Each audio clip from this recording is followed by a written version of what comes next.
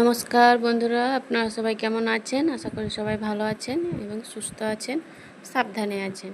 গোয়ার ছোট্ট সংসারে আপনাদের স্বাগত। তো এখন বাজে সকাল 7:20। তো ছেলের জন্য এই যে শেক বানাচ্ছি। ও স্কুলে যাবে, ওকে রেডি হতে জামা কাপড় দিয়ে এসছি আমি। তো ওর তাড়াতাড়ি করে ও শেকটা বানিয়ে দিই। তো স্কুলে যাবে, রেডি হচ্ছে। তো এত সকাল সকাল ও তাড়াতাড়ি কিছু খেতে চায় না। তো যদি বিস্কুট দিই তাহলে বিস্কুট তবু খায়। তো রোজ রোজ খালি পেটে বিস্কুট খাওয়াটাও ভালো নয়, গ্যাস হয়ে যাবে। তো এই যে স্কুলে চলে যায়, সেজন্য শেকটা খাওয়া হয়ে ওঠেনি টাইম মতো। তো সেজন্য আমি আজকে ওকে বলছি তাড়াতাড়ি করে বানিয়ে দিচ্ছি, তুই ওটা খেয়ে যা। তো ওকে স্কুলে খেতে দেবে এখন 10টা। তো 10টায় ওদের টিফিন টাইম। তো এই সকাল 7টা 8টা থেকে স্কুল বসে যায়। তো 8টা থেকে 10টা অবধি অতক্ষণ খালি পেটেও থাকবে। তো সেজন্য ওকে শেকটা বানিয়ে দিয়েছি। তো শেকটা ওকে দিয়ে দিই, তাড়াতাড়ি করে ও খেয়ে নেবে। তো এই যে চলুন, হয়ে গেছে আমার শেক বানানো। তো এই যে ওকে এবার দিয়ে দিই, ও খাক। আমি ততক্ষণে টিফিন বক্স আর জলের বোতলটা রেডি করে নিই। তো এই যে ও জামা কাপড় পরে নিয়েছে, তো ওকে দিলাম। তো ছোটো ছেলেটা দেখছে, ওকে দিয়েছি আমি। তো ও বসে বসে দেখছে, দেখুন কেমন আর করছে ওকে দিইনি বলে। ছেলের জলের বোতল, টিফিন বক্স, ব্যাগ সব রেডি করে গুছিয়ে দিয়েছি। ও স্কুলে চলে গেল। তো এই যে আমি স্নান টান করে পুজো টুজো দিয়ে দিয়েছি। তো এই যে আমি এবার একটু চা বানাচ্ছি। তো আমি একটু চা খাবো। সকালে আগে চা না খেলে না একটু মন কেমন একটা লাগে। তো সেই জন্য এই যে চাটা করে নিচ্ছি। চাটা করে আগে আমি চাটা খেয়ে নিই, তারপরে রান্নাবান্না করবো, ছোটো ছেলেটাকে খাওয়াবো।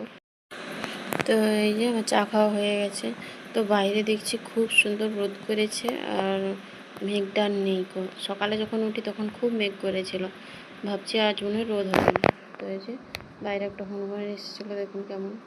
তো এই যে আমি রান্নাবান্না স্টার্ট করে দিয়েছি। তো বাইরে যেহেতু আমি ভাতে হাঁড়িটা বানাই, তো সেই জন্য বাইরে ভাতে হাঁড়িটা তাড়াতাড়ি করে চাটা খেয়ে আগে তাড়াতাড়ি করে ভাতে হাঁড়িটা করে নিয়ে এসেছি। যদি মেঘ আবার হয়ে যায় তখন আমি আর বাইরে রান্নাটা করতে পারবো না। তো যেহেতু এখন বর্ষার দিন, তো কখনো রোদ, কখনো বৃষ্টি, কখনো মেঘ, এইরকম।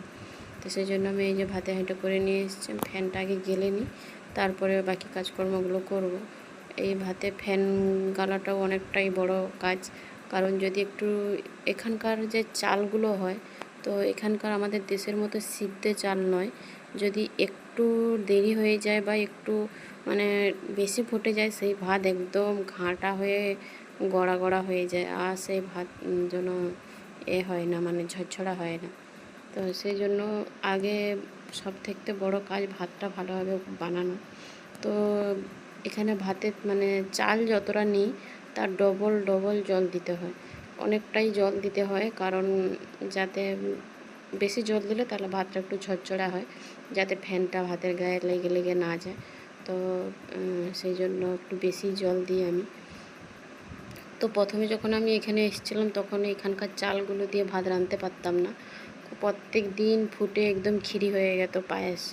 তো ভাত রান্না করতে পারতাম না। এখন অভ্যেস হয়ে গেছে, এখন আর অতটা হয় না। খুব বাই চান্স, খুব যেদিন একটু ধরুন অন্য কোনো কাজে ব্যস্ত থাকি, সেদিনটা একটু দেরি হয়ে গেলে তখন একটু হয়ে যায়, না হলে হয় না। তো এই যে আমার ভাতের ফ্যান গালাও হয়ে গেলে কথা বলতে বলতে। এখানের যে চালটা হয়, তো আমাদের দেশের চাল যেটা আমরা সিদ্ধ করি, যে ধানটাকে সিদ্ধ করে যে ভাতটা রান্না করি চাল বের করে, তো এটা সেরকম চাল নয়। কীরকম কী বলব, আতপ চাল যেরকমই হয় সেরকমই, তার থেকে একটু বেটার, হাফ বয়েল মতো চাল এটা। তো আতপ চাল তো একদম সিদ্ধ করেই না, তো এটাকে না হাফ বয়েল করে, হাফ সিদ্ধ করে। আর আমাদের মতো অতটা দুবার, আমরা যেন একবার সিদ্ধ করি, আবার জল খাইয়ে আবার সিদ্ধ করি। তো এখানে একইবারই সিদ্ধ করে, কেন চালটা যেন আতপ চালের মতো কিছুটা। তো এই ভাত খেলে না বেশি গ্যাস হয় না, তো হজম ভালো হয়। তো যাই হোক, এই যে আমার ফ্যান গালা হয়ে গেছে। এবার মাছে আমি সকালে নুন হলুদ মাখিয়ে রেখেছিলাম, সকালবেলা ফ্রিজ থেকে মাছটা বের করে, যেহেতু মাছটা ভিজে ছিল, বরফ হয়ে গেছিলো। তো সকাল থেকে জল দিয়ে রেখেছিলাম, তো মাছটা সব আবার ভালো করে ধুয়ে লবণ হলুদ মাখিয়ে রেখেছিলাম। এই যে এবার মাছের ঝাল করব। তো কাল রাত্রে কড়াটায় আমি বেসন ভেজেছিলাম, সেই কড়াটাই রান্না করছি, সেজন্য একটু বেশি কালো কালো দেখাচ্ছে। তো এই যে মাছ ভাজা আমার হয়ে গেছে। এবার ফুলকপিটা ভালো করে মানে কষে নেবো, কষে হালকা হালকা আঁচে দিয়ে, আর একে আলাদা করে আমি সিদ্ধ করব না, এতেই আমি নেড়ে নেড়ে সিদ্ধ করে নেব। আর ফুলকপি আর যেটাকে মাটির আলু বলে, বড় খাম আলু বলে না, সেগুলোই তো মা দেশ থেকে পাঠিয়েছিল। তো আমার বাবার বাড়িতে এই গাছটা হয়েছিল, তো আলুর গাছটা তো বিনা সারের আলু এটা, তো সারটার কিছুই দেয়নি, তো খেতেও খুব সুন্দর আর শরীরের জন্য খুব ভালো এই আলুটা। তো এই আলুটা দিয়ে ফুলকপি দিয়ে আর মা রুই মাছ, ওটা তো রুই মাছের ঝোল করব। তো এই যে মা অনেক দিন হলো পাঠিয়েছে, তো খাওয়া হয়নি গো। তো একটু একটু আগে দুবার রান্না করেছিলাম, তো একটু একটু করে খাচ্ছি। মা অনেকটা পাঠিয়েছে, তো সেই জন্য এখনও শেষ হয়নি, এখনও অনেকটাই আছে, এখনও কতবার হবে জানি না। তো এই যে আমার ফুলকপিটাও হয়ে গেল ভালোভাবে ভাপি মানে আস্তে আস্তে করে তেল দিয়ে নেড়ে নেড়ে ভালো করে সিদ্ধ হয়ে গেছে ফুলকপিটা, নেড়ে ভেজে নিয়েছি। তো এবারে আমি মশলাটা তৈরি করব।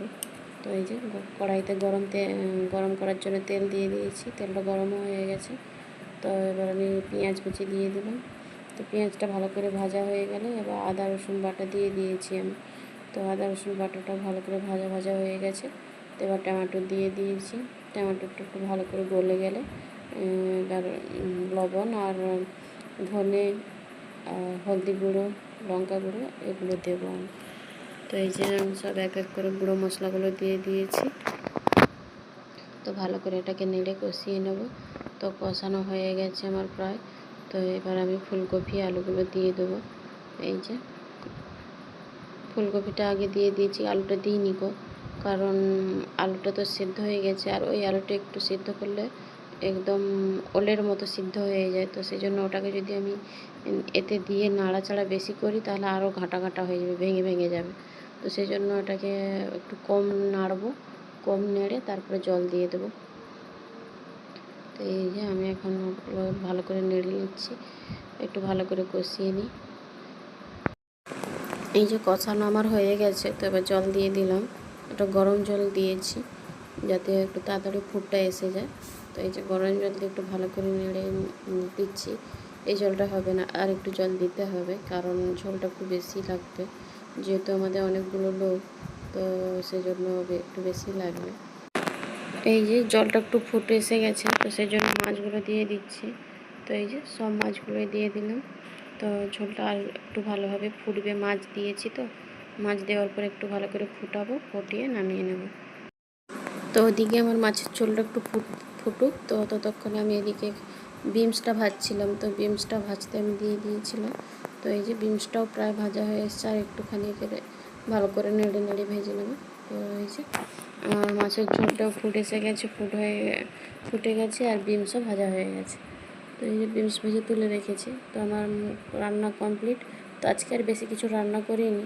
তো বিমস ভেজেছি, আর এই যে আলু আর হচ্ছে ফুলকপি মাছ দিয়ে ঝোল করেছি। আজ আর অন্য কিছু রান্না করিনি, এগুলো। তো ছেলের জন্য এই যে গরম জল করতে দিয়েছি, স্নান করাবো। তো ছেলেটাকে খুব ঘুম পেয়েছে, তো মুখটাকে শুকনো করে এসে আমার কাছে এসে কাঁদছিল। তো আমি একটু বকে দিয়েছি বলে এই যে বালিশ একটা নিয়ে এসে ওর উপরে বসে আছে দেখুন। তো ওকে খাইয়ে দাইয়ে, ওকে স্নান করিয়ে খাইয়ে দাইয়ে ঘুম পাড়িয়ে দিয়েছিলাম।